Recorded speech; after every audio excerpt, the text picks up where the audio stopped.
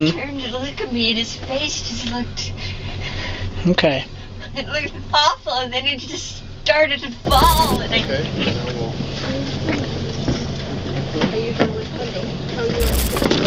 Just go ahead and set that straight down.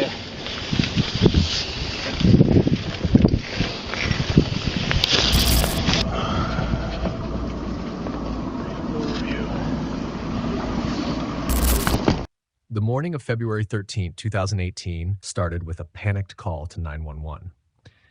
Lori Eisenberg's voice trembled as she told the dispatcher that her husband, Larry, had fallen into Lake Coeur d'Alene while they were out on a morning boat ride.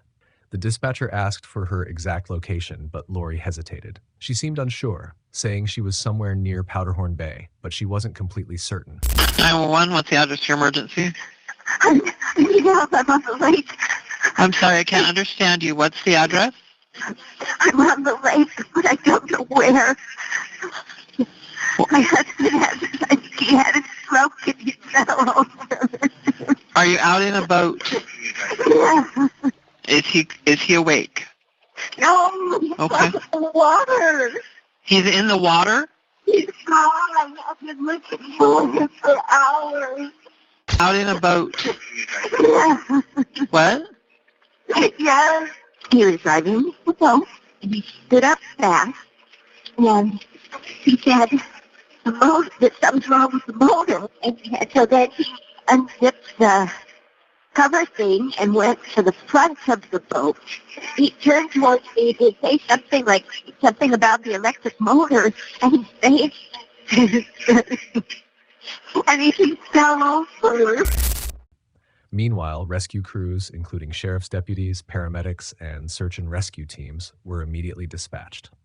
When the first responders arrived at the marina, the body cam footage captured a mix of concern and confusion in her demeanor.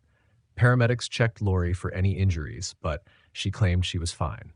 She told deputies that she and Larry had been on the boat that morning when the engine started having trouble. Larry, she explained, had leaned over the edge to check the motor when he suddenly lost his balance and fell into the freezing water. Her account seemed straightforward, an unfortunate boating accident. But as deputies scanned the scene, something didn't feel right. Or big trees or landmarks? in the water. Okay. It's No, okay. I didn't see. About how far do you think it was away? From what? From where you got picked up by the fireboat? About how far from the shore do you think, maybe?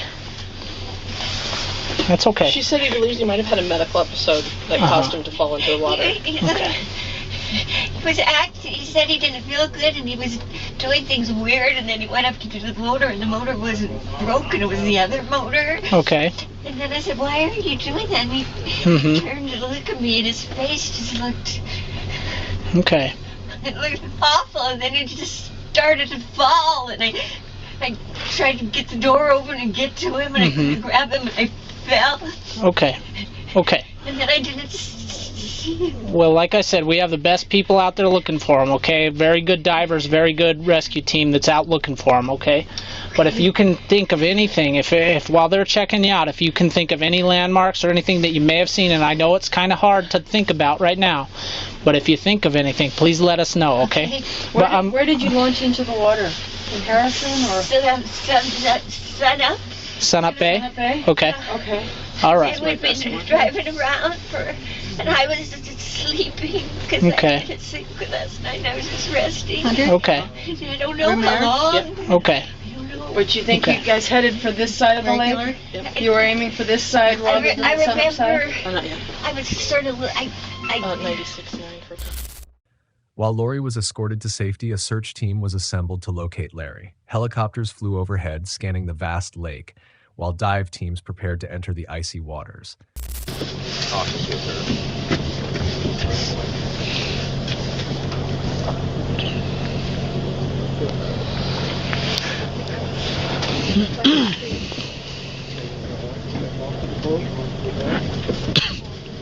This goes at your pace, okay? Ready? There you go, good job. Okay, now we'll...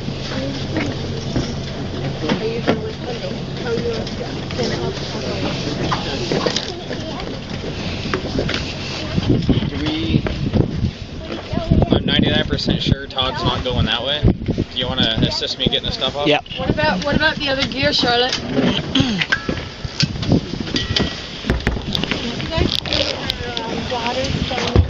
Yeah, we'll get all that in just a second.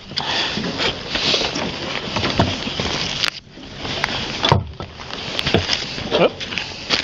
Do you want to just take a picture of it? Because there's some other stuff about what she said about him if you want it. Okay. I looked at him, he's good, but I got to get this paper to them. Yeah, no problem. Let me get a picture. Yeah, we don't have an exact location. So I think they're going to try to rendezvous their sonar. Okay. Okay. Got it. Yep, should be able to see it. Run sonar that way. Okay. Just go ahead and set that straight down.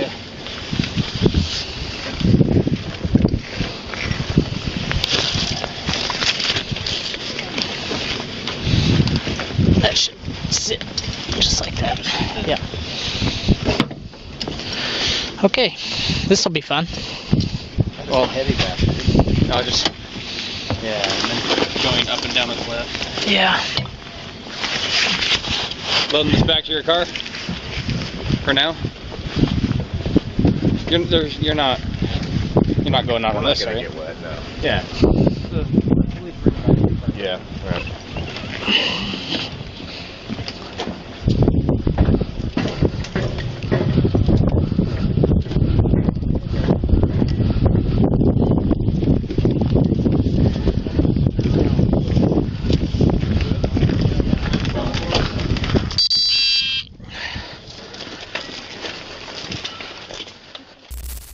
At the same time, detectives boarded the Eisenberg's boat to search for clues. The vessel was still floating, seemingly undisturbed, but something caught their attention.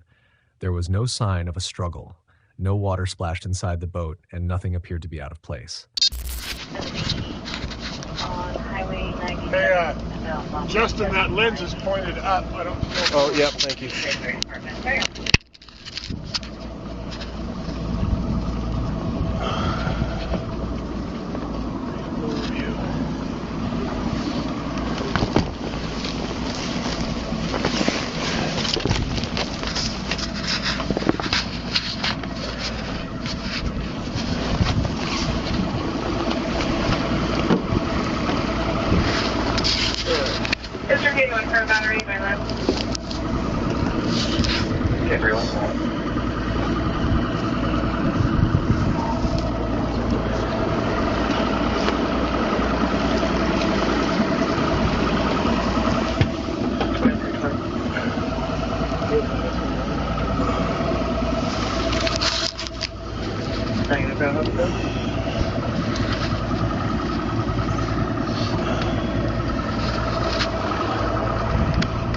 I'm not gonna go down in. No, just yeah. There's just a lot of splatter up here, so sure we'll take this one.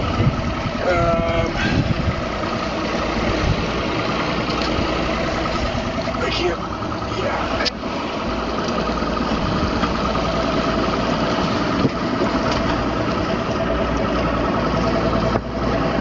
We might as well idle this boat back. Meanwhile, detectives asked Lori more questions. Her story remained consistent, but her lack of urgency raised suspicions. We can't search an area like that because of the depth. As divers, we can't go that deep for more than about 6 minutes at a time. And so we can't search a big area in 6 minutes. So we have a sonar team. And essentially what they have is they have we call it the fish. And it's a big long sonar that reads the bottom of the lake. And that's how we'll find Larry. And essentially what they're looking at is a 5-foot swatch of the ground. So if you imagine a 5-foot long swatch, they have to go back and forth a lot. And so it's a big area. So it can be a very time consuming thing. If you fall off a dock, and we know, okay, at the end of the dock, it's a little bit simpler. But because you're out and there's no way to reference, when you're in the middle of the lake, it's hard to reference if you think, okay, I was right across from that tree. If I go 100 feet this way, you're still right across from that tree, if that makes sense. So your search area gets a lot bigger. Essentially, every time we have a situation like this, we have to rule out any foul play. Of course, we're not accusing you of anything, but that's our job to make sure that that's not what's happening. So anytime we have these situations, it's just our standard protocol. So as soon as the detective can, because they'll get a subpoena for phone records, and as soon as they can show that your phone wasn't been used in that block period of time, then you can have it back, that type of thing. Oh, yeah. So that's all they're trying to make sure, because if you say, yeah, it was in the truck, and then we see that you used it at 7, 8, 9, 10 o'clock calling other people, that's what we run into. Yeah. So that's what we're doing. Same thing with the boat and the truck. The truck, I'm pretty sure we can release to you whenever you're ready to get it. The boat is really the only thing that we're concerned with right now. And I'll have you in touch with Sergeant Klinkvist, and he can keep you up to date as far as when you can grab those things, okay? Your purse, I was told that you can have that back, so that's why I got that for you. And I think that's everything. We have the keys, that way if we need to move the truck, we can. Okay. Okay? Do you have any questions for me? To truly understand the case, we need to look at who Larry and Lori Eisenberg were. Larry Eisenberg, 68, was well-liked and known for his generous personality. A retired forester, he had a deep love for nature and spent much of his time fishing, boating, and enjoying the Idaho wilderness. He was financially comfortable and had built a reputation as a kind, hardworking man. Lori Eisenberg, 64, worked for a nonprofit housing organization and was seen as a dedicated professional. To outsiders, she and Larry seemed like a happy couple, deeply in love and enjoying their golden years. But beneath the surface, their marriage was crumbling. Lori had recently lost her job under mysterious circumstances. She was also hiding a massive secret. She had been embezzling money from her employer. Over time, she had stolen nearly $600,000, and the authorities were closing in on her crimes. As the search for Larry continued, detectives revisited Lori's story.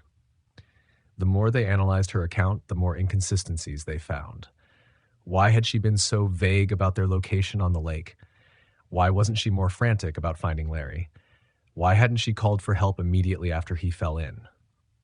Detectives also learned that Lori had written a strange email to Larry's children shortly after his disappearance. In it, she claimed that Larry had been diagnosed with Parkinson's disease and that he had been struggling with depression. This struck investigators as odd. Larry had never mentioned any health issues to his family or friends. Was Lori trying to set up a narrative that Larry had been suicidal? The interrogation. Lori becomes a suspect. Lori was brought in for questioning, but at first she remained calm. She repeated the same story about the boat malfunctioning and Larry falling into the lake. But detectives had more evidence now. They revealed that forensic testing on Larry's blood showed traces of diphenhydramine, the active ingredient in Benadryl. The amount in his system was shockingly high, a lethal dose. Confronted with this new information, Lori's demeanor shifted.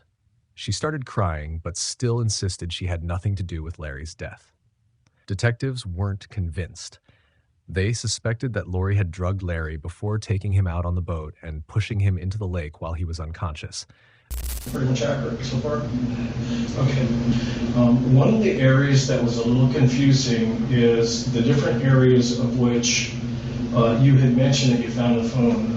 Detective Jackson, who was a diver, he was a dive rescue dude, you found it when you were looking for, or when you were getting a blanket to get warm. So Detective Jackson, I believe it was, you found it within a blanket. With the medical personnel, you had mentioned you found it in a coat pocket. And then I believe with me, you found it on the dash. Which is the accurate one? Everything I told you was accurate. Okay. So with me, so it was on the dash. Okay. Okay. So going through everything and looking at everything, there are a lot of questions that come up, and obviously I'm sure that you've been able to see the affidavit that was published over the Spokane deal. And I don't know how much, it was released by the paper. So the end result is, quite frankly, did you kill Larry or didn't you kill Larry? And that's what we got to dial the facts in to support one way or another. Because in the end, our opinions don't matter at all. It's only what the facts reflect. Does that make sense?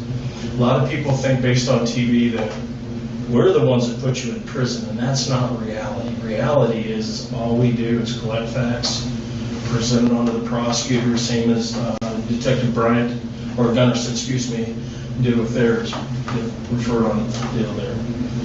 So with that being said, is there anything that you can think about that in our initial conversation that after all this time would be different? Okay. So then we come to the part where Larry is autopsied and they do toxicology on it. And there is a large quantity of diphenhydramine, aka Benadryl, aka, well, it really wouldn't be a cough medicine, it's pretty much a Benadryl situation. And we're trying to figure out what happened. Any ideas? No. Yeah. Lori, there's a lot of things within your phone records, there's a lot of things within your Facebook records that would lead one to believe that it's something other than what it is. And Lori, can I ask you a question? Going on your computer searches, when you went to Florida, you've got searches about depth charts, whether you can boat on Bayview at night. There's a lot of stuff there. Can you explain that? I think if you're going to start asking me questions like that, I should have my attorney here. good. And that's what we're going to be doing, because that's what we need to conclude the case. So do you have a retained attorney right now? By all means, that's 100% with me acceptable, because I think it's, at this point, because I don't, you say things, I don't even know what you're talking about. I don't know. Of things that have come up, I don't know where people are coming up with these. Meanwhile, Larry's children were also questioned. They all agreed that their father had been in good health and had never mentioned any diagnosis of Parkinson's. The pressure on Lori mounted. She stuck to her story, but the walls were closing in. He had the flu. Yeah. Okay. They were both sick. They were fixing to go south like they always do with the camper trailer, and would have been yesterday or something. And when you say south, like how far south are we talking? Like Lake Tahoe and there. Okay, so down south, okay. Yeah, they tool around, hit the coast, and drive up the coastline or down the coastline. Dad and I mean, we rearrange where the camper is, the boat is. I mean, the boat's done for when it gets put away, it's done for the winter. I don't know why it would have been taken out. Does it normally sit behind? The boat's in front in the summertime, and then in the wintertime, the boat goes in the back. So I don't know why they'd rearrange it to take the boat out in the winter. It's icier than shit. I mean, I'm just trying to park the camper today. That's why I'm soaking wet. It was just a mess and a disaster. The camper. Lori's always cold. I don't understand why they'd be out on the lake in the first place. I mean, this isn't when they'd be fishing or doing that. Coming over to help was how we're going to start divvying everything up, and it's just, and I'm gone. Like the peas, it doesn't feel right to me. Okay. And that's important to know, because I mean, I wouldn't suspect, but like the whole damn thing just doesn't feel right. Maybe it's just my grief, because I've never dealt with grief, but it literally just doesn't. As detectives continued digging into Lori's background, they uncovered her financial crimes. She had been stealing money from the North Idaho Housing Coalition, and investigators were already building a case against her. They believed that Larry had found out about her embezzlement, and fearing that he would turn her in, Lori made a desperate decision to kill him before he could expose her. With mounting evidence, Lori was officially arrested for murder. It took weeks, but on March 1st, 2018, search teams finally recovered Larry's body from the lake. His cause of death was confirmed to be drowning, but the presence of a lethal amount of Benadryl indicated he had been drugged before going into the water. In February 2021, Lori Eisenberg pleaded guilty to second-degree murder. In court, she finally admitted that she had drugged Larry before pushing him into the lake. She was sentenced to life in prison with a minimum of 30 years before parole eligibility.